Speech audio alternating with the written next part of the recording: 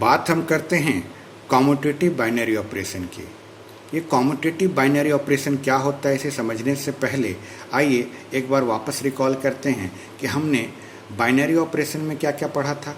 सबसे पहले तो हमने बाइनरी ऑपरेशन में पढ़ा था कि बाइनरी ऑपरेशन जो होता है वो किसी कार्टेशियन प्रोडक्ट के एलिमेंट्स पर अप्लाई होता है। तो कार्टेशियन प्रोडक्ट के एलिमेंट के बारे में अगर बात करें तो वो हमेशा आपको ऑर्डर्ड पेयर में मिलेंगे, यानी कोई भी बाइनरी ऑपरेशन ऑर्डर्ड पेयर के एलिमेंट्स पर अप्लाई होगा और फाइनल आंसर जो वो पुट करेगा, फाइनल आंसर जो वो प्रोवाइड करेगा वो उस सेट से बिलोंग करना चाहिए, तभी हम उसे बाइनरी ऑपरेशन कहते हैं। थोड़ी देर के लिए मान लीजिए कि आपका एक बाइनरी ऑपरेशन स्टार है। स्टार जो है आपके लिए एक बाइनरी ऑपरेशन है और ये star binary operation set S पर अप्लाई हो रहा है। अब सेट एस पर अप्लाई होने वाले बाइनरी ऑपरेशन स्टार को हम कॉम्यूटेटिव बाइनरी ऑपरेशन कब कहते हैं? ये तब कहा जाएगा जब ये स्टार बाइनरी ऑपरेशन ए और बी पर अप्लाई हो और यही स्टार बाइनरी ऑपरेशन बी और ए पर अप्लाई हो और दोनों केस में इसका रिजल्ट सेम आ जाए। ध्यान रखिएगा, ऑर्डर्ड पेयर के रूप में हमने अभी भी बात किया था कि ऑर्डर्ड पेयर के रूप में ए कॉमा बी अलग है और बी कॉमा ए अलग है। ये दोनों अलग अलग ऑर्डर्ड पेयर हैं। भले आपको ये एलिमेंट्स ये सेम दिख रहे हों, लेकिन इन एलिमेंट्स का जो अरेंजमेंट है वो सेम नहीं है। तो हम ये कहेंगे कि ये ऑर्डर्ड पेयर अलग है और ये ऑर्डर्ड पेयर अलग है। अब कॉम्यूटेटिव बाइनरी ऑपरेशन कब कहलाता है? कॉम्यूटेटिव बाइनरी ऑपरेशन तब होता है जब ये कोई भी बाइनरी ऑपरेशन जिस एलिमेंट पर अप्लाई हो उस एलिमेंट के पोजीशन को चेंज करने पर भी वही बाइनरी ऑपरेशन अप्लाई करने पर हमें वही रिजल्ट मिले जो पहली बार मिला था। इसे और अच्छे से समझने के लिए हम एक एग्जाम्पल के माध्यम से समझते हैं। बाइनरी ऑपरेशन एडिशन और बाइनरी ऑपरेशन मल्टीप्लिकेशन जो होता है वो कॉम्यूटेटिव बाइनरी ऑपरेशन कहलाता है सेट ऑफ इंटीजर्स पर। सेट ऑफ इंटीजर्स पर एडिशन और मल्टीप्लिकेशन के बाइनरी ऑपरेशन जो होते हैं वो कॉम्यूटेटिव होते हैं। मतलब जैसे मान लीजिए 2 जो है सेट ऑफ इंटीजर को बिलोंग करेगा, 3 जो है वो भी सेट ऑफ इंटीजर को बिलोंग कर रहा है। तो सेट ऑफ इंटीजर को बिलोंग करने के लिए हमने 2 एलिमेंट्स ले लिए। पहला एलिमेंट हमने 2 लिया, अगला एलिमेंट हमने 3 लिया। अब जस्ट समझिए, ये 2 जो है हमारा ए है और ये 3 जो है हमारे लिए बी का काम कर रहा है। यहाँ पर जो हमने ए और बी लिया था ये दोनों डिस्टिंक्ट एलिमेंट थे, दोनों अलग अलग एलिमेंट थे। इन्हीं दोनों एलिमेंट्स को हमने यहाँ पर 2 और 3 के रूप में रिप्रेजेंट किया। अब बात अगर हम करें एडिशन की तो 2 और 3 के बीच में अगर हमने ये एडिशन का बाइनरी ऑपरेशन लगाया तो इसका फाइनल रिजल्ट 5 आ रहा है। ये 5 जो है फाइनल रिजल्ट सेट आई को बिलोंग करेगा क्योंकि 5 जो है अपने आप में एक इंटीजर है।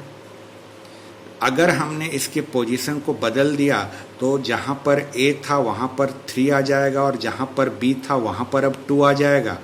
यानी पोजीशन को चेंज करने के बाद अगर वही एडिशन वाला बाइनरी ऑपरेशन हमने इस पर अप्लाई किया तो इसका आंसर भी 5 ही आएगा और ये 5 जो है सेट आई को बिलोंग करेगा।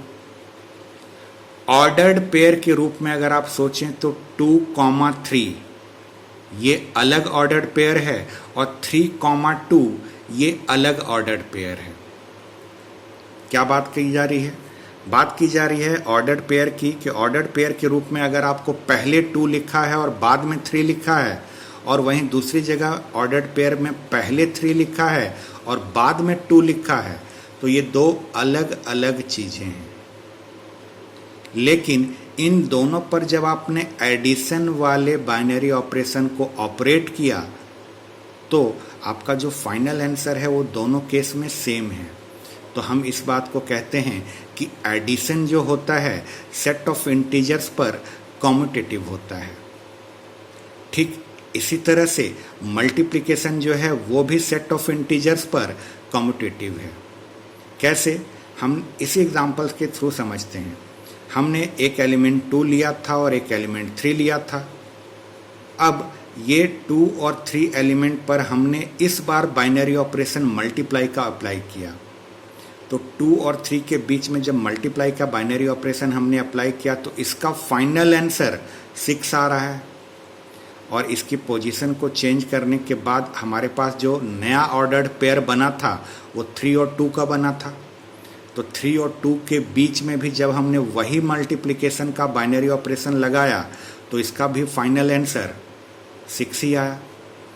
इसका फाइनल आंसर और इसका फाइनल आंसर अगर सेम आ रहा है, जबकि ऑर्डर्ड पेयर के रूप में अगर आप सोचें तो 2,3 और 3,2 दो अलग अलग ऑर्डर्ड पेयर थे, लेकिन इन दोनों अलग अलग ऑर्डर्ड पेयर पे मल्टीप्लिकेशन के बाइनरी ऑपरेशन को ऑपरेट करने के बाद जो हमारा फाइनल आंसर आया वो सेम आया। तो हमने ये कह दिया कि मल्टीप्लिकेशन जो है वो एक कॉम्यूटेटिव बाइनरी ऑपरेशन है। लेकिन अगर हम इसी में बात करें एक और बाइनरी ऑपरेशन सब्ट्रैक्शन की, आपने पिछली बार भी ये जाना है कि एडिशन, मल्टीप्लिकेशन, सब्ट्रैक्शन, डिवीज़न, ये सारे के सारे अपने आप में बाइनरी ऑपरेशंस होते हैं। कुछ सेट पर ये अप्लाई होते हैं, कुछ सेट पर नहीं होते हैं। जिन सेट पर ये अप्लाई होते हैं हम उन्हीं सेट्स की बात करेंगे। हम यहाँ पर बात कर रहे हैं फ़िलहाल एक बाइनरी ऑपरेशन सब्ट्रैक्शन की। ये बाइनरी ऑपरेशन सब्ट्रैक्शन का जो है ये सेट ऑफ इंटीजर्स पर कॉम्यूटेटिव नहीं होता है। कैसे नहीं होता, इसी एग्जांपल में हम समझते हैं। मान लीजिए हमने एक एलिमेंट 2 लिया था और एक एलिमेंट 3 लिया था। अब इस 2 और 3 एलिमेंट पर हमने बाइनरी ऑपरेशन सब्ट्रैक्शन का अप्लाई किया। तो पहली बार में 2 - 3 आया। इसका फाइनल आंसर -1 आ रहा है। -1 सोचिए इंटीजर को बिलोंग करेगा कि नहीं करेगा? बिल्कुल करेगा। -1 अपने आप में एक इंटीजर है। तो 2 - 3 का फाइनल आंसर -1 आ रहा है। लेकिन जब इसके पोजीशन को हमने चेंज किया तो पोजीशन को चेंज करने के बाद हमारे पास आ गया 3 और 2। अब इसके ऊपर अगर हमने वही सब्ट्रैक्शन का बाइनरी ऑपरेशन अप्लाई किया तो इसका फाइनल आंसर तो 1 आ रहा है, जो कि पॉजिटिव है। यहाँ पर फाइनल आंसर -1 आया था और यहाँ पर जो फाइनल आंसर है वो +1 है। सोचिए, क्या -1 और +1 आपस में कभी इक्वल हो सकते हैं? बिल्कुल नहीं हो सकते। तो जब ये इक्वल नहीं हो सकते तो इसी बात को हम ऐसे भी कहते हैं कि सब्ट्रैक्शन जो है वो अपने आप में सेट ऑफ इंटीजर्स पर एक कॉम्यूटेटिव बाइनरी ऑपरेशन नहीं है। समझने के लिए, याद रखने के लिए आप बस इतना याद रखिए कि कॉम्यूटेटिव बाइनरी ऑपरेशन कब कहलाता है। कोई भी बाइनरी ऑपरेशन कॉम्यूटेटिव तब कहलाता है जब उस बाइनरी ऑपरेशन को आपने जिन एलिमेंट्स के ऊपर अप्लाई किया है उन एलिमेंट्स के पोजीशन को चेंज करने पर भी वही बाइनरी ऑपरेशन अप्लाई करने के बाद आपका फाइनल आंसर दोनों में सेम आए। तो ऐसे बाइनरी ऑपरेशन को हम कॉम्यूटेटिव बाइनरी ऑपरेशन कहते हैं।